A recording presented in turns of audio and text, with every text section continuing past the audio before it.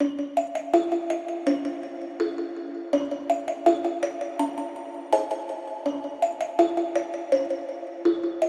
Christy. And I'm Kathy. And this is The Psychic And the Skeptic.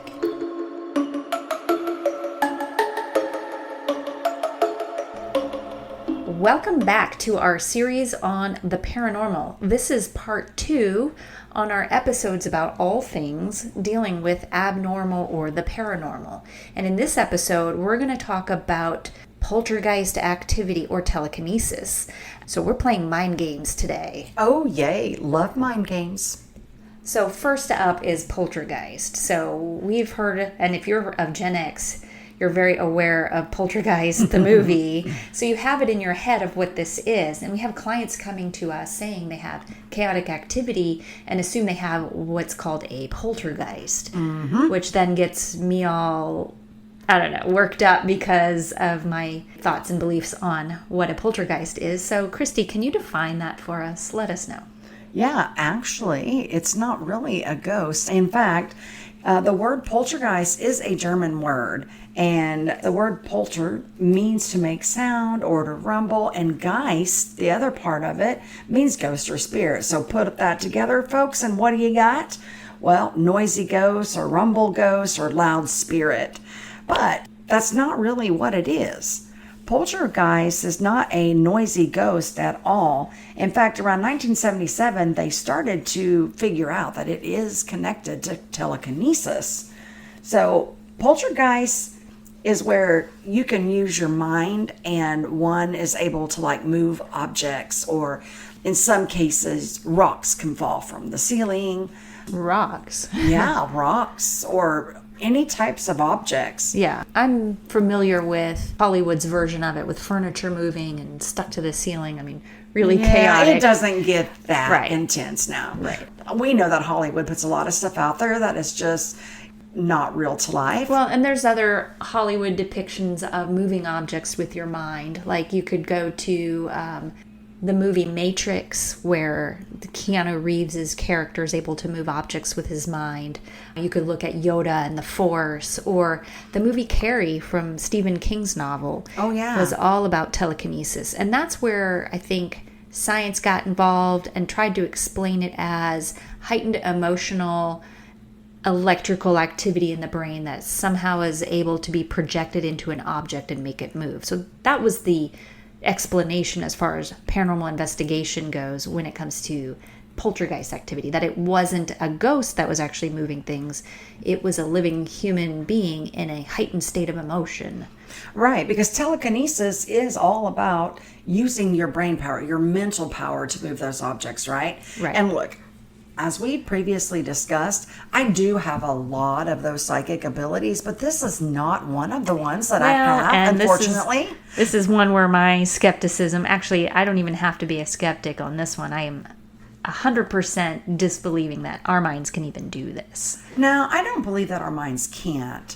I do believe that there is a lot that we just don't yet know, or we haven't unlocked in the human mind to fully understand. But if I could unlock this, I promise you, I would never have to get up to go get the TV remote again, right? Or, that would be great. But can you imagine a world with a bunch of people that had these type of powers? It's great in science fiction, but we know how our brain works and the energy our brain creates, and there's not enough power in the electricity within our neurons to create movement of objects. It can't be replicated in a lab. But as we know, people have tried. So that brings us to some parahistory. So how far back do we go in the studies of telekinesis or mind movement of objects? Well, it kind of goes back like to the 1800s. There is one case in 1846.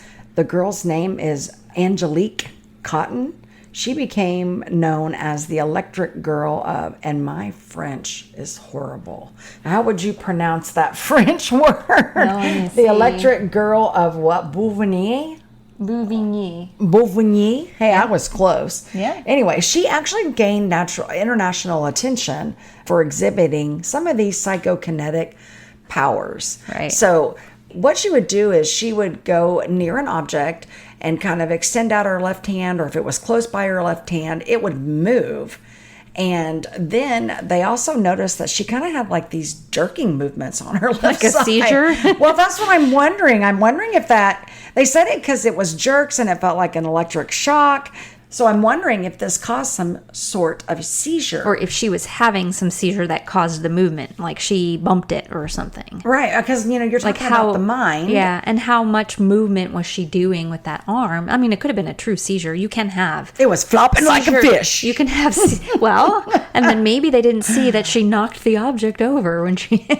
Right. That's what I would say. That probably happened, but they watched her do this? I mean, you can't... Yeah, actually, they did. You can't necessarily replicate a seizure in a lab. I mean, we have people in the hospital hooked up to electrodes, and we wait for seizure activity. We don't always have the ability to induce a seizure unless you get in there and manipulate that part of the brain. So how did this study... Well, I don't think they had like all the technology back then. No, I know. Like No, but that's what I'm saying. But They observed her do it.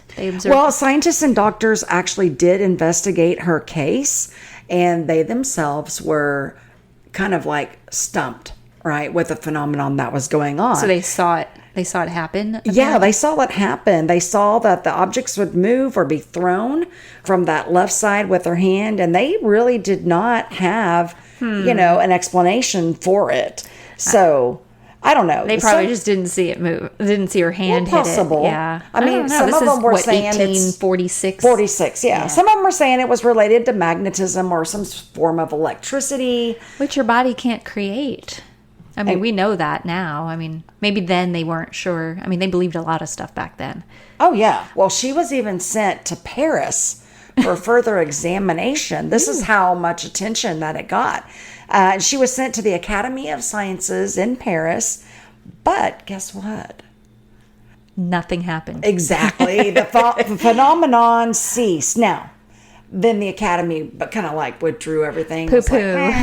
Right. So that makes me think, okay, wait a second. They Why watched can't her you have a duplicate seizure, it? and then her seizures went away for a little while. Meanwhile, she's in Paris. That to me, I mean, I work a lot with patients who've had seizures. So, I mean, I've seen different types of seizure activity. I do know, and we do know in medical science, that the jerk-like movements doesn't have to involve the entire body. You can have certain types of seizures where it's just a limb that's activated. She doesn't have to lose consciousness during this event. But I'm sure they didn't really understand at that time in history, about seizure activity. We've studied that a lot more. Well, I didn't know that about seizures, so that's interesting. I thought the whole body There's all shook. different types of seizures. That's just one type of seizure where you see grand mal, full body jerking. You lose consciousness right before that, so you wouldn't even be aware of that's happening. But you can have a limb jerking movement type seizure where you're still conscious of it. It's just you're misfiring in a certain part of your brain.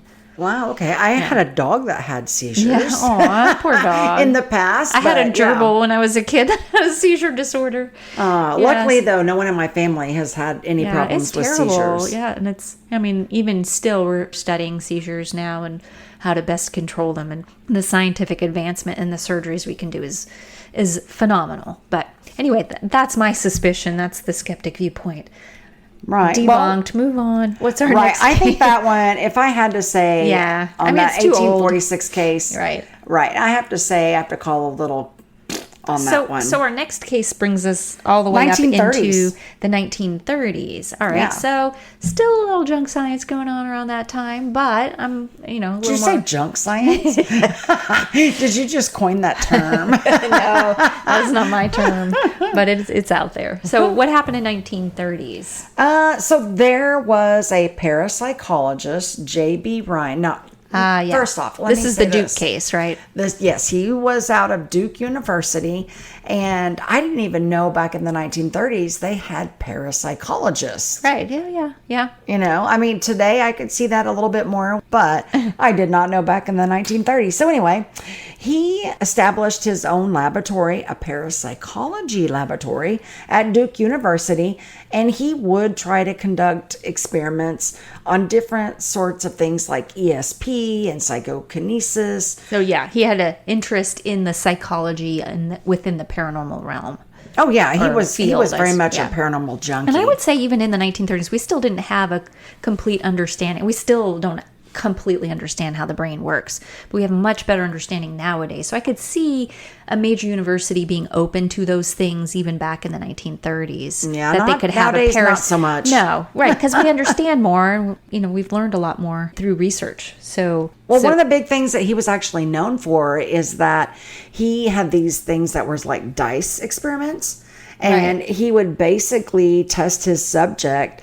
Well, this was because there was a gambler that said that he could manipulate the dice. Yeah, that's how it actually got started. So he's like, I got to prove this. Let's put this in the lab, right? Mm-hmm. Okay. So and he conducted like 650,000 dice rolls. Right. He did it like in different methods, whether it was thrown by a hand or thrown by a cup or some other mechanical means. And this guy was supposedly going to manipulate what number it landed on. Yeah. Right. So what's out there? What was published as evidence? He just happened to say, "Oh, I don't really know if he had evidence." I mean, come on, think about it. Right. Coincidence, right? I mean, if you roll that dice 650,000 times. Right. Well, he said the results suggested that psychokinesis, or moving things with your mind, might be possible. But how so? By chance? How many times did, we need to see the full published results of that study, but how many times did the dice land on what that guy said? I mean, you could roll a dice right now and it shows a 2 and I'm like, oh yeah, that's what I said it was going to do. Right. I mean, there's just not enough information you need as well. More Like, did he put over the the number experiment in the guy's head or, I don't know. Right. Yeah. We need to see how that was published. Maybe I'll look that up and follow up in a future episode. But yeah, scientific method is super important. How are you conducting these studies? Do you have a control? Was he claiming what the dice number was going to be before the dice was rolled? You know, and what are the odds? So you can look at a statistical analysis of the odds of the number being what it was as you roll it. Yeah. You're still following the scientific method even then. So you need a control. You're supposed to. Right. So. But honestly, in the paranormal realm, can you really follow the scientific method? This is parapsychology, which is still a thing, but back then I'm sure this study was a little bit flawed, and that's where the skeptics are. There's flaws in these studies. For sure. And he did have criticisms. Right, of course. I mean, if you look at really what is the scientific method, it's where it's an approach to where you can gain knowledge through your observation and experimentation and analysis. So you find a problem, you form a hypothesis, you conduct the experiments to test your hypothesis, and then you're going to draw a conclusion. But you got to have those facts, right? And he's repeatable facts at that. He's probably trying to prove the paranormal at this point. So he's already got some biases, and we didn't mention a control. What were the controls in this study?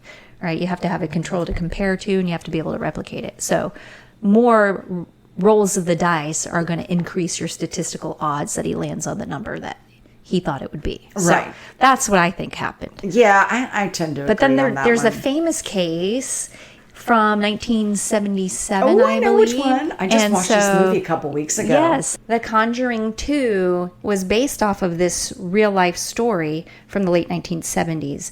And there were studies that were done around this family that are also flawed. So big eye roll with this whole Hollywood version of telekinesis. Well, you're on a roll today with your eye rolls, aren't you? No pun intended. Yeah, I think it happened from like 1977 to 1979. Right. So this family was experiencing some activity in their home. I think it all started with drawers slamming and 2 girls involved in this case. It was in Enfield, London, too. Enfield, London, yes. Mm-hmm. Margaret and Janet, particularly Janet, the 11-year-old, and her sister Margaret, who's 13, were experiencing activity starting in their room, and they called out for their mom, and the mom was having trouble getting in the room. The door wouldn't open. Objects were flying. It eventually... And levitating. Right. It resulted in, or claimed levitation. So all these crazy things were going on in the house. But the thing is they had 2 brothers. Janet and Margaret had 2 brothers. I think they were interviewed as well and said that they witnessed like chairs being moved. Yeah, they witnessed things, but they weren't actually affected like Janet and Margaret. This became a big media case, and there was lots of attention around these 2 girls. And you can even catch a quote-unquote voice coming from the 11-year-old that was from this older man. And it was a growly voice, and it was pretty clear when I watched the video that, little girls can make a growly noise and sound really scary. And she was smirking through the whole thing. And later on, she even admitted to faking some of the activity. Yeah, like 2%. There was a lot of journalists that were coming to their home, and so they were kind of getting bored and complacent with everything. So they would kind of fake some activity to see if people would catch them doing it, which tells me if they've been faking it all along and haven't been caught, they're pushing that envelope. Even though she claimed it was only 2% of the time. Well, how do you quantify how much was faked versus how much wasn't? Right. How do you come up with 2%? But still, I mean, I'm a huge skeptic on all of this, of course. So, and how do you, why did it not affect Margaret in the way that it did Janet? Right. Where Janet is channeling basically. Well, she's 11. So yeah, she's 11, but supposedly channeling this guy named Bill Wilkins, who, yes, previously lived in the home. He was 70 and he died. I don't know that they confirmed that the name Bill Wilkins. I'm not sure where that came from. She just claimed that there was a deceased man speaking, and I guess he had a traumatic death. But okay, maybe I got that I don't from think the it was movie. connected to their home. I mean, modern day, fast forward to more recent times, the people who live in that home have zero paranormal claims from that property. So this clearly had something to do with the family, if it even had anything to do with paranormal. Well, maybe poor Bill just crossed over and went into the light. Go home, Bill. Well, I mean, this isn't the first time people have been called out for seeking publicity and attention. And I would say a little bit, don't come at me, but I would say maybe this is a little form of child abuse and manipulating your kids to go along with a story for media attention. But it's not the first time this happened. Well, I know the mom was reporting. She was a single mom. So, right. I mean, yeah, we don't and then really know. You get the Warrens involved. And yeah, Ed and Lorraine. They came to the house supposedly, and there's been some revelation that some cases were a little bit embellished from their part too, to get some more attention and media and funding. So, any time you bring up stories and publicity, you get problems with it. I got to talk to Lorraine Warren once. Mm-hmm. It's been many, many years back, but it was when we did our El Dorado case, and she was pretty nice. Seemed like she was pretty knowledgeable lady. Maybe there was some true things that happened initially. I think people have good intentions initially, and then once you get famous and media involvement and money starts pouring in, and you want somebody to validate your experience for you, right? And it's really difficult to recreate it. So I can see how somebody can go down the wrong path and start manipulating their evidence to gain attention. For sure. And this took place for 2 years, from 77 to 79. Oh, yeah. That's a long time. They had a speech therapist look at this little girl because of the voice, this Bill voice, and they recorded her for hours, and they were a little stumped because they thought her voice would fatigue by then. But, people have surprised science before with their abilities, and you can hear it for yourself. If you Google the video, you can see this news interview where she speaks using this voice. Interesting for a movie. It is. Right? I hope the family got a little bit of the royalties from that movie because they created the story. Oh, I'm sure that they did.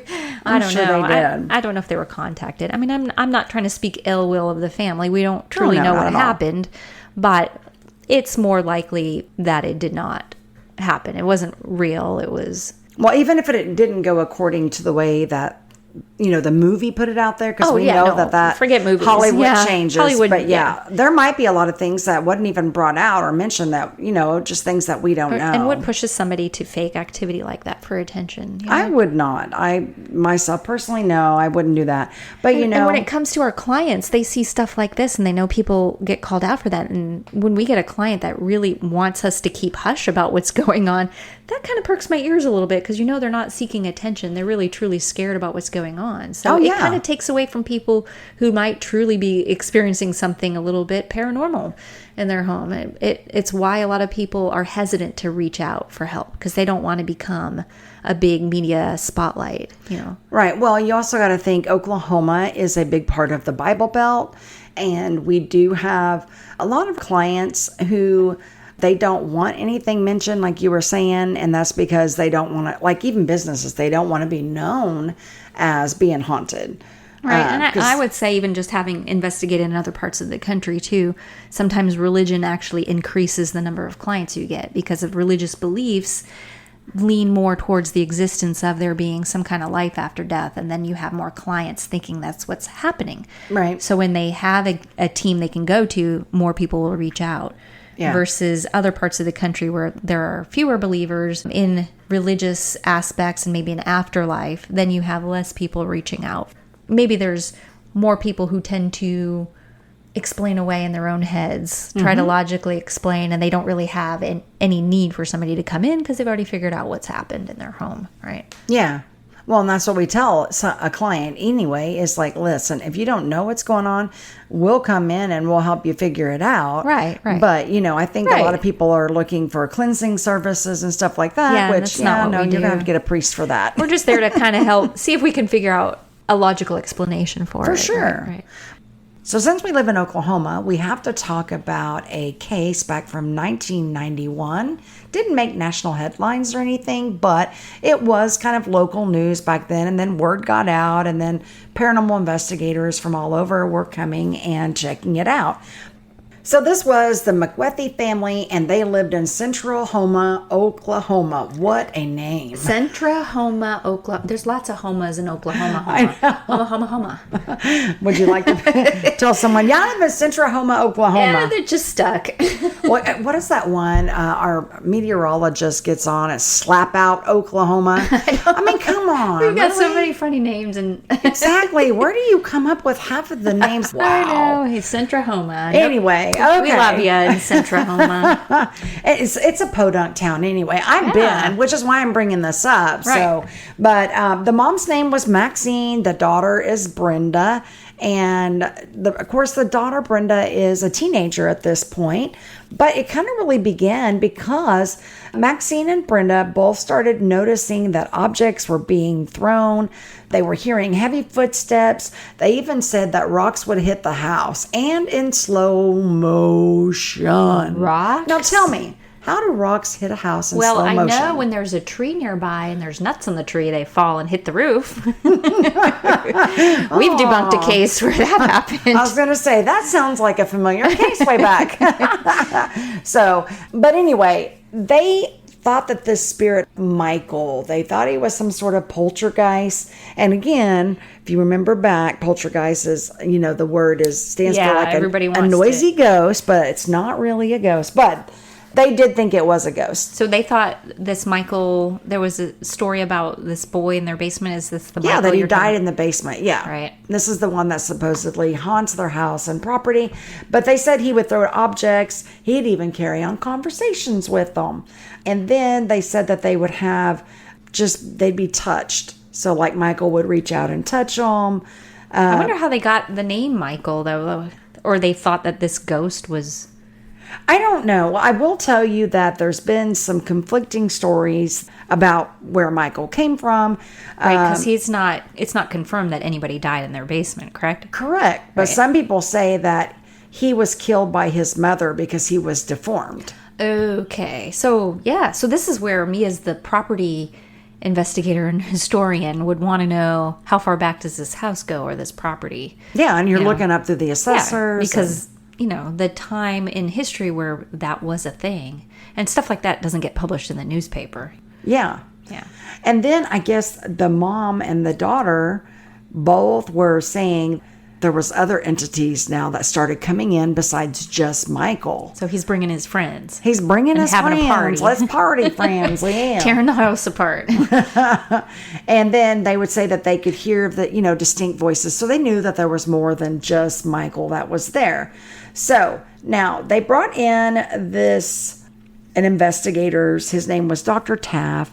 And he really didn't believe that Michael was a true entity. He believed that this was done more by the unconscious mind through psychokinetic abilities.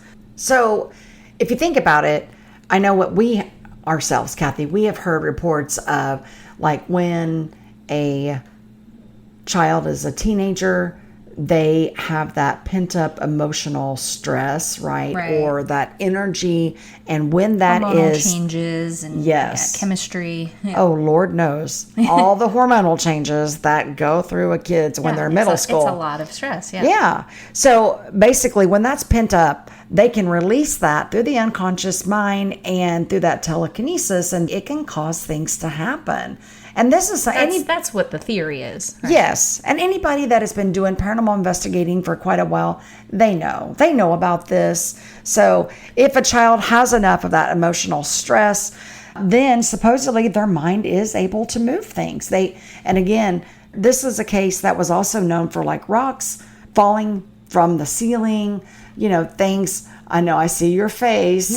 She's like, I don't think so. Well, they haven't been able to replicate this emotional movement of objects in a lab. They've tried this before. So it actually hasn't been proven by science. It's still considered a theory. So it's still not proven that that's a capability. That's something that our minds can do. Right, for sure. That's the whole point of the episode, too. In my whole 25 years of, doing paranormal investigating and working with spirit, I have not ever seen this. Right. Not ever. Right. So I'm on your side. Yes, you're only going to hear this probably one time.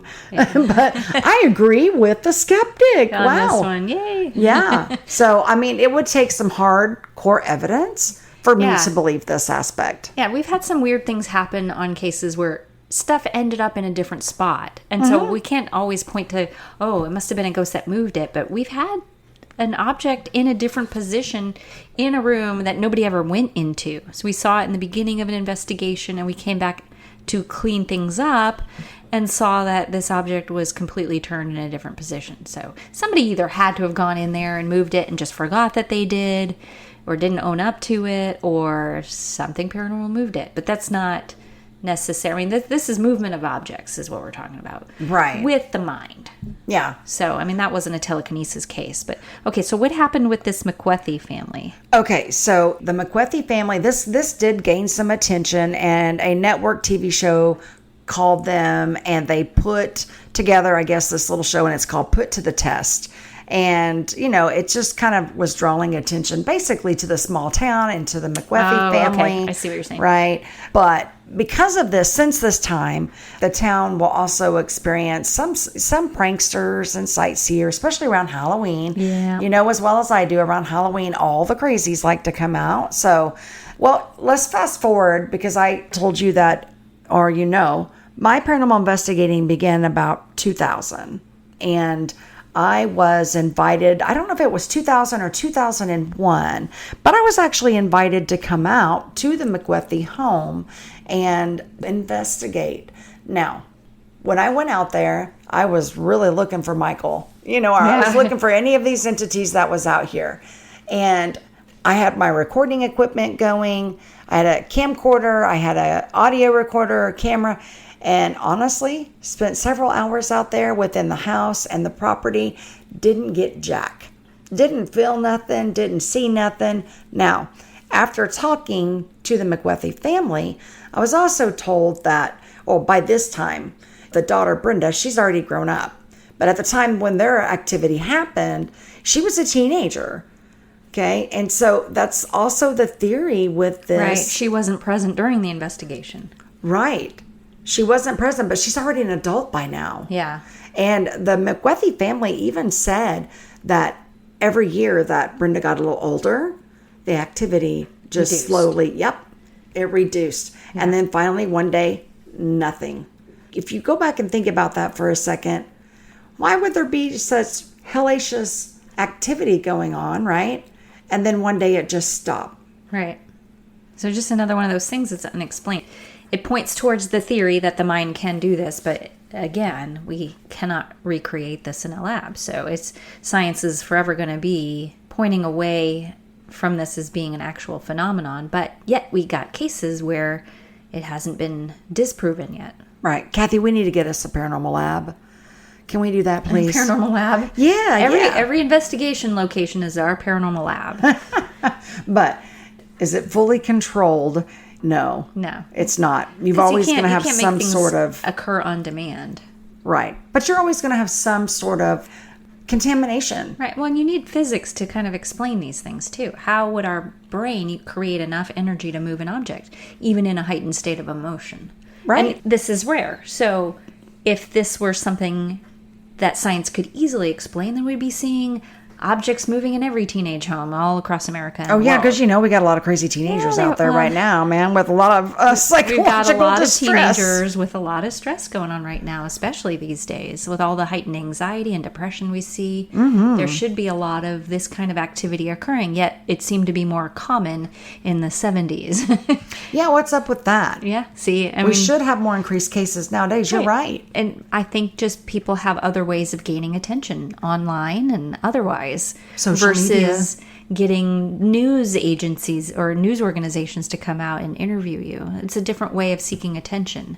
Well, and if you think back to a lot of the cases that we've had as well, you just don't hear of this type of activity or, oh, my daughter's got mind powers, and she's Right. causing this to happen, or you just don't hear of that. It's Right. like really, it's rare. And there's a groupthink that happens too. So you hear somebody has this kind of activity happening and then somebody else starts thinking, oh, well, maybe that's happening to me too. And then now everybody's got this phenomenon. Well, that doesn't happen because we just don't hear about these cases. Correct. It's like when all the paranormal TV shows were really popular back in the 2010s. And, Oh, yeah, I remember. leading into 2020, we had all kinds of shows and everybody was coming out of the woodwork saying they have a haunting too. So Oh, yeah, everybody was starting their own paranormal groups. Right. Paranormal investigator groups just came out of the woodwork as well to come in and investigate these claims. And so that's kind of fizzled out since everybody shut down for 2020.